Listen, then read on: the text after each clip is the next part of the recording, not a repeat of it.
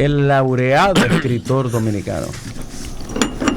Muchas gracias. El reconocido escritor dominicano. Mire, L. Mateo. Sobre el tema de PISA, quiero recomendarle lo leí entero, a la gente que le interese el tema, un artículo de Jorge Galindo que sale hoy en el periódico El País de España. Está circulando en las redes, en algunas partes de las redes. Yo mismo lo puse desde temprano. Y se lo recomiendo porque es un artículo fundamental para entender no solo los resultados de la República Dominicana, que por cierto él en su análisis ni lo refiere, porque la situación nuestra es tan indigente que no vale la pena ni siquiera una reflexión alrededor del tema. Pero yo voy a hablar hoy también del tema de PISA, porque PISA nos concierne a todos, decía yo en el último comentario que nosotros hicimos. Recuerdo Jorge Galindo, periódico El País, a quienes nos siguen por el rumbo de la tarde, el quizá mejor artículo que he leído, de los cientos de artículos que hay en el continente hispanoamericano sobre estos resultados. En Europa no le hacen mucho caso a los informes PISA, pero en América es una verdadera explosión. Bueno, una cosa queda clara en relación con el informe PISA, y esto lo respondo de manera directa a los dirigentes de los gremios magisteriales de la República Dominicana. Y es que en los países latinoamericanos son los países que les va peor en lo que respecta al informe PISA, incluso desde que entraron a las averiguaciones de carácter no propedéutico, sino investigativo, sobre la base del laboratorio que hace PISA en la evaluación de los sistemas educativos. Les va peor que a los de la OCDE, como es lógico. Y no es solo por la diferencia en lo que respecta a la estructura socioeconómica, sino porque el problema central, y este programa sí puede decirlo con cierta satisfacción, nosotros hemos discutido aquí el tema de la educación desde este punto de vista en más de una oportunidad. El problema central de los resultados dentro de los sistemas educativos es la desigualdad económica y social de un país, porque la desigualdad en el ámbito educativo tiene una manifestación concreta, bestial, y particularmente en la República Dominicana. En el ámbito educativo la desigualdad es totalmente antagónica, tajantemente excluyente, y por lo tanto los resultados de nosotros, además de otros factores que veremos al final de mi intervención así brevemente, van a ser obviamente los que hemos tenido. La relación entre las notas medias que sacan los países en el informe PISA y la situación socioeconómica es indisoluble. Usted no puede hablar de una cosa y otra sin trampearse las ideas. Por lo tanto, hay que estar claro. El problema es un problema de desigualdad. Hay una relación entre las notas que los países latinoamericanos sacan y las situaciones socioeconómicas en las cuales se desenvuelven estos países. Pero si usted le agrega a ello lo que ocurre en la República Dominicana, que es una demostración patente de que eso es así, o sea, de que la desigualdad es el factor esencial, habría que tener muy poco autoestima, muy poco falta de respeto por sí mismo, para no admitir concretamente lo que pasa en la República Dominicana respecto de del sistema educativo. Dice que la desigualdad latinoamericana empieza en la escuela. Exactamente. Y ese es un criterio sumamente importante. Y ahí se forja la desigualdad. Bueno, en la República Dominicana nosotros tenemos un exponente muy concreto porque la estructura funcional del sistema se divide en pública y privada. Y esto es tajante. Ningún ministro de educación en este país se cree que administra, pauta y dirige la educación privada.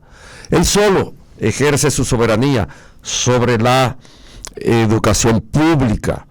Y esto hace que un ministro generalmente tenga sobre la educación pública las sobredeterminaciones que van muchísimo más allá de cualquier teoría psicopedagógica aplicable en el momento. Aquí hubo una época en que se habló sobremanera de constructivismo.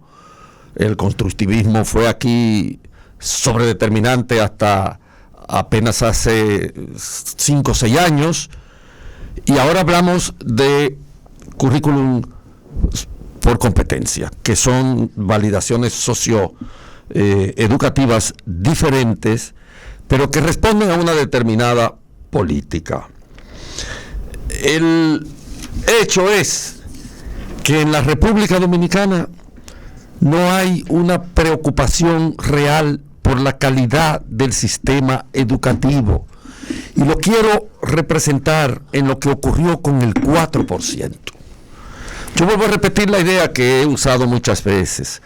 El 4%, para quienes conocemos el sistema educativo, no fue nunca la intención de crear una educación diferente. Era levantar el sistema para ponerlo en una situación de desempeño. Apenas eso. Se consideraba que los primeros 7 años era para colocar el sistema en una situación de desempeño. Y de ahí en adelante, ir forjando un sistema educativo que se puede evaluar por competencia y en consecuencia medir por resultados, que es lo que el sistema dominicano no resiste. ¿Qué pasó con el 4%, sin embargo? Que se desvió el propósito inicial porque la coyuntura política fue totalmente desfavorable al uso de ese dinero en los términos en que la planificación de cientos y cientos de técnicos extranjeros que han pasado por este país, porque la República Dominicana es uno de los países por donde prácticamente toda la inteligencia pensante, incluyendo la europea, respecto de los sistemas educativos y sus conflictos, han pasado y han dado diagnóstico. Si usted se va al Ministerio de Educación, va a encontrar habitaciones llenas de informes de técnicos y de organismos internacionales sobre la situación de la educación dominicana. La educación dominicana, todo el mundo sabe lo que hay que hacer. Pero ¿qué ocurrió con el 4%? Que en la coyuntura de la primera aplicación real del 4%, el país tenía un déficit motivado por la elección del presidente Danilo Medina, la primera del 2012, de 205 mil millones de pesos. Y eso hacía que para estimular la economía hubiera que invertir casi la totalidad de lo que en términos de inversión de capital preserva el presupuesto. Y obvio que el presidente de la República iba a privilegiar estimular la economía a partir no de importantizar la calidad de la educación, sino de darle una inversión que propiciara el desarrollo económico o la estabilidad económica que necesitaba después de un déficit de 205 mil millones de pesos. Por eso la inversión que se hizo en un 87% fue sobre construcciones, porque la construcción tiene un efecto multiplicador, porque la construcción aviva un poco más el aparato económico en nivel general respecto del proceso productivo, y por otra parte porque la construcción también facilita más la corrupción, que tuvo una enorme incidencia y ha tenido una enorme incidencia en el sistema educativo después del 4%.